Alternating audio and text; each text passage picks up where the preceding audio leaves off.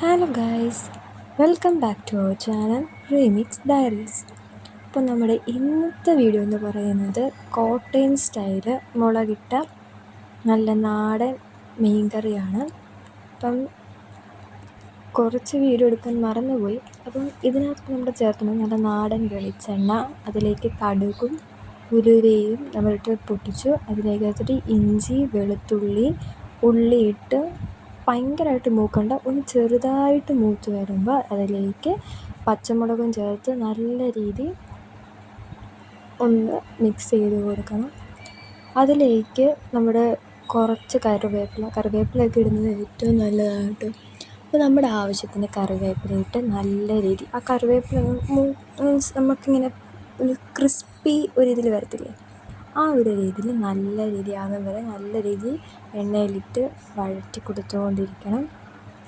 അതേപോലെ നിങ്ങൾക്ക് ഈ ചാനൽ ഇഷ്ടപ്പെടുകയാണെങ്കിൽ സബ്സ്ക്രൈബ് ചെയ്യാനും ലൈക്ക് ചെയ്യാനും കമൻറ്റ് ചെയ്യാനും മറക്കല്ല്. ഇനി ഇതിലേക്ക് നമ്മൾ ചേർക്കുന്നത് കാശ്മീരി മുളക് പൊടിയാണ്. ഞാൻ ഒരു 3 ടേബിൾ സ്പൂൺ മുളക് പൊടി ചേർത്തിട്ടുണ്ട്. നിങ്ങൾക്ക് ഇനി എരിവ് വേണമെങ്കിൽ സാധാ മുളക് പൊടി കുറച്ചും കൂടെ ചേർക്കാം. പിന്നെ നമ്മൾ പച്ചമുളകും ചേർത്തിട്ടുണ്ട്.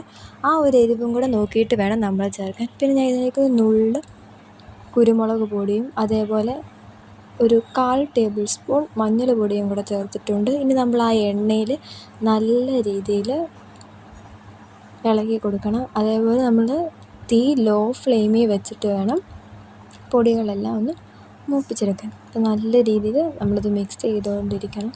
ഗൈസ്, നല്ല ടേസ്റ്റാണ്. എരിവുണ്ടെങ്കിലും നല്ല ടേസ്റ്റാണ്. ഞാൻ കുറച്ച് എരിവിലാണ് ഇത് വെക്കുന്നത്.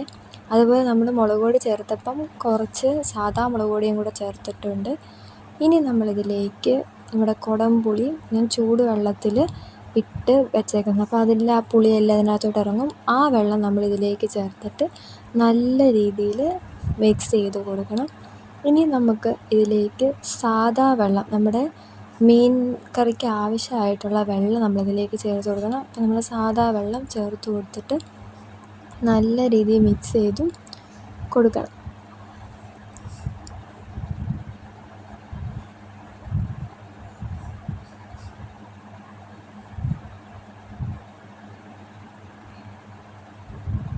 ഇനി നമുക്ക് മീൻ കറിക്ക് ആവശ്യമായുള്ള ഉപ്പ് ഇപ്പം നമുക്കിതിലേക്ക് ചേർത്ത് കൊടുക്കാം. എന്നിട്ട് നല്ല രീതിയിൽ മിക്സ് ചെയ്ത് കൊടുക്കണം.